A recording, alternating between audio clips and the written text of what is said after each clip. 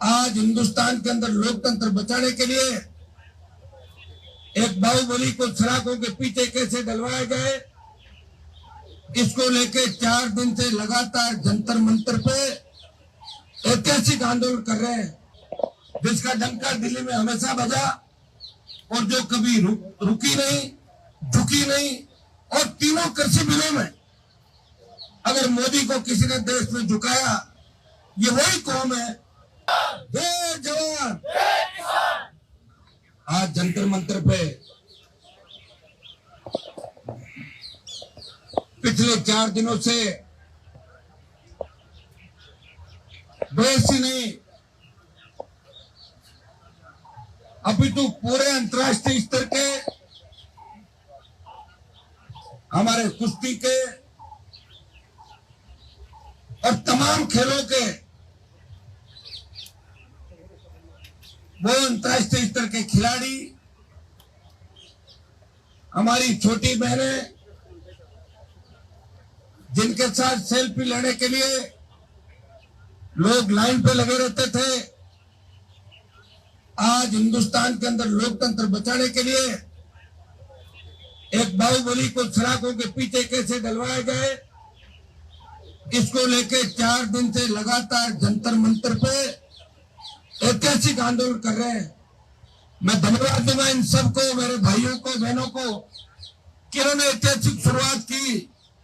हम उस कौम से आते हैं जिसका डंका दिल्ली में हमेशा बजा और जो कभी रुकी नहीं, झुकी नहीं।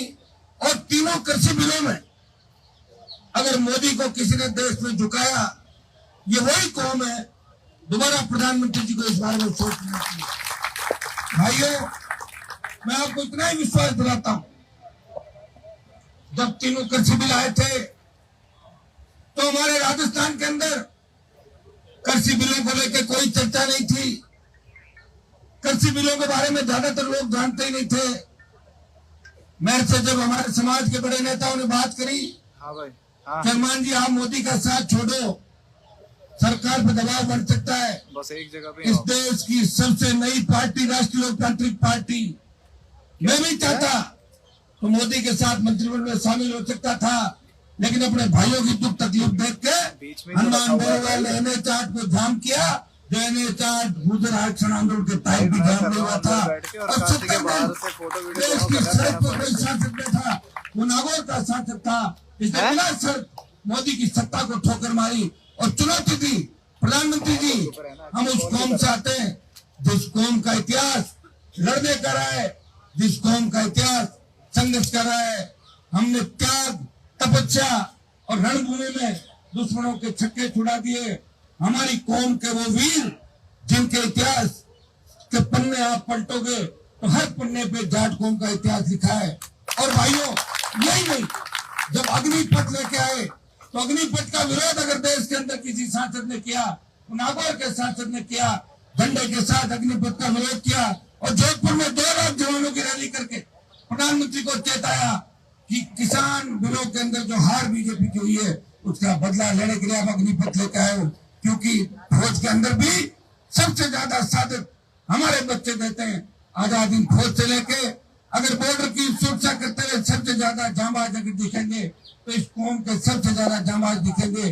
गीतों के अंदर भी जब गाया जाता है तो फौज को अपन मजबूती के लिए गीत गाते हैं। कोई सिख, कोई जाट, मराठा, सिख भी जड़ सिख ज्यादातर अपने भाई हमारी कौम से बने थे, सिख, कोई जाट, मराठा, वो गीत अगर किसी के लिए गाया जाता है, इस कौम के लिए गाया जाता है, एक बार हम निकल पड़ते हैं तो परवाह नहीं करते। प्रधानमंत्री जी, मैं फिर आपको कहता हूँ कि आपने हमारी बहन बेटियां और हमारे छोटे भाइयों को जो तकलीफ दी है ये ठीक नहीं है। समय रहते गृह मंत्री जी आप मुकदमा दर्ज करें और कितना ही बड़ा बाहुबली हो, हमारे लोगों से ज्यादा बड़े बाहुबली इस देश के अंदर नहीं हो सकते। पड़ी राजधानी को घेरेंगे और फिर आप बैकफुट पाओगे। इसके बजाय हमारे खाप के पड़ते जो इन्होंने मदद की, इनका धन्यवाद।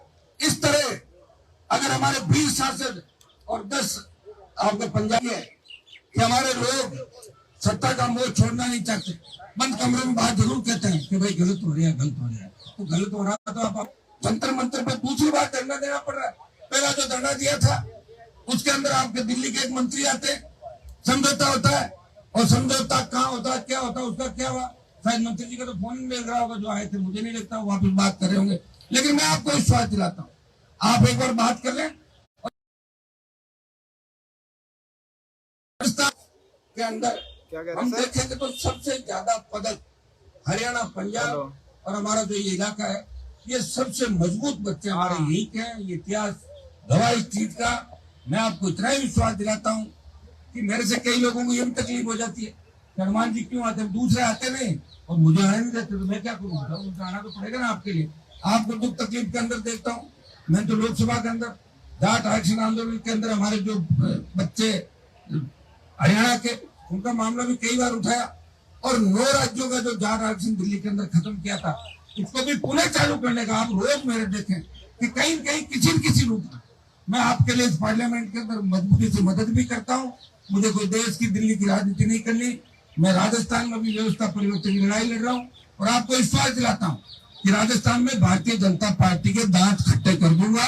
ये मैं विश्वास आपको दिलाना चाह रहा हूँ। आपको भी आह्वान करूंगा कि जो राजस्थान का चुनाव हो तो आप लोग भी निकल पड़ना राजस्थान में अपने भाइयों की मदद करने के लिए, क्योंकि हरियाणा के अंदर जब जाट आरक्षण आंदोलन चला था तो राजस्थान तो उस समय विधायक था, मैं अकेला बहादुरगढ़ तक आया था, और राजस्थान में 300 जगह प्रदर्शन करा के संदेश दिया, प्रधानमंत्री जी ये अकेले नहीं है, हम भी इनके भाई हैं, ये पूरे देश के किसान इस कौम के साथ खड़े हैं, सारी ओबीसी हमारे साथ खड़ी है, अन्याय आप मत कीजिए। भाइयों, दुर्भाग्य इस बात का है कि हमारे लोग जो सत्ता के अंदर आ जाते हैं वो फिर हमें भूल जाते हैं, और जो सत्ता में नहीं आते हैं वो लड़ते रहते हैं। लड़ाई लंबी नहीं लड़ पाते, इसलिए आज हमें सड़क पर बैठना पड़ रहा है। हमारे कौम के लोगों को अगर सड़क पर बैठना पड़े तो इससे ज्यादा क्या होगा बताइए? अगर हमारी जगह, मैं नाम नहीं लेना चाहता, 2-3 जातियां जो और है, अगर वो जंतर मंत्र बैठती तो 6 घंटे के अंदर गृह मंत्री खुद जाकर ये सारा काम करते हैं। लेकिन मैं आपको विश्वास दिलाता हूँ, आप लोग तय कर लें, प्रधान जी बैठे हैं, बजरंग जी बैठे हैं, हमारी छोटी बहन साथी, सारे लोग बैठे हैं, आप तय कर लें कि आपको हनुमान बेनीवाल से क्या मदद चाहिए, कौन सा हाईवे किस टाइम जाम करना है, और राजस्थान से कैसा तूफान चलाना है, वो मैं आज आपको घोषणा करके जा रहा हूँ। इसमें आप देरी नहीं करें, ये काम आपका हो जाएगा। और हरियाणा और दिल्ली यूपी की बात अपन सब बैठे कर ही लेंगे, तो हमारे बच्चों को कैसे न्याय मिले, किस तरह उनका मान सम्मान देश के अंदर हो, और पूरा देश चाहता है। ये कोई जाति की लड़ाई नहीं है, ये कोई हरियाणा की लड़ाई नहीं कह रहे हरियाणा का वर्चस्व, हरियाणा का वर्चस्व तो हमेशा रहा, उसको कैसे कर सकते हो? महाभारत के अंदर भी आप देखिए, कुरुक्षेत्र से लेकर तमाम जो लड़ाई हरियाणा के अंदर हुई, पानीपत, कुरुक्षेत्र, तो हरियाणा तो इतिहास के अंदर बहुत आगे। अब कोई इसके अंदर ये सोचे कि क्षेत्र से राज्यों को लड़ा के कोई ऐसी बात करनी, भारतीय जनता पार्टी के लोग कुछ भी कर सकते हैं, इनकी आदत रही है बांटो, लड़ाई कराओ, वापिस लाओ, ये काम करो। मैं इतना ही विश्वास आपको दिलाता हूँ, मैं आपके साथ हूँ, साथ रहूंगा, और मैं ही नहीं, इस देश के लाखों नौजवान खिलाड़ियों के समर्थन में, हमारे भाइयों के समर्थन में एक सीटी बजाते ही दिल्ली को चारों तरफ से घेर लेंगे। इतना ही भरोसा दिलाना आपको दी था। आपको न्याय मिलेगा, न्याय मिलेगा आपको, एफआईआर भी दर्ज होगी, और जितना ही बड़ा, कितने बड़े बाहुबली, हमने तो बड़े बड़े बाहुबली देखे, राजस्थान के अंदर भी कई बाहुबली आए, और आए चले गए ऊपर, पता नहीं चला, तो यहाँ भी आएगा, और हमसे कोई टक्कर लेगा तो उसको जेल जाना पड़ेगा, ये तय है। ये मैं निवेदन करना आज आपको दूंगा। आप सबने मुझे बोलने का अवसर दिया, बहुत बहुत आपको धन्यवाद। 2 दिन पहले ही मैंने समर्थन दे दिया था जैसे आपका टेलीफोन आया, लेकिन मेरी इच्छा थी कि मैं व्यक्तिगत रूप से आऊँ, नहीं तो कई लोग कह रहे थे आप तो सोशल मीडिया देखे साहब, मैंने कहा मैं तो सोशल मीडिया पे दूंगा, और जब मुझे लगेगा कि मेरी आवश्यकता मेरे छोटे भाई बहनों को है, उस समय हनुमान बेनीवाल आएगा, और अब दोबारा जब आएगा तो पूरी फौज के साथ आएगा, आप चिंता नहीं करें। प्रधानमंत्री जी को भी मैं जानता हूँ, गृह मंत्री जी को भी जानता हूँ कि हमसे ज्यादा लंबी लड़ाई ये लोग नहीं लड़ पाएंगे। इस विश्वास को आज आपके बीच शेयर करने के लिए आया हूँ। बहुत बहुत आपको धन्यवाद। जय हिंद। आप इसी तरह संघर्ष करते रहे, अन्याय के खिलाफ बोलना ही हमारा सबसे बड़ा वो है कि हम अन्याय को बर्दाश्त नहीं करते। तो लोकतंत्र के जो असली रखवाले हैं वो हम हैं, सीमा के परे ही हैं वो हम हैं, अन्न उत्पादन करके लोगों का पेट पाल रहे हैं। किन परिस्थितियों में हमने संघर्ष किया, इतिहास उठा के देखें। आपको चिंता करने की आवश्यकता नहीं, घबराने की आवश्यकता नहीं। ये जितनी भी पुलिस और पैरामिलिट्री फोर्स यहाँ दिख रही है, जब हमारी फोर्स आ जाएगी तो ये भी भागते बढ़ेंगे ऐसे, ये भी मैं आपको विश्वास दिलाता हूँ। बहुत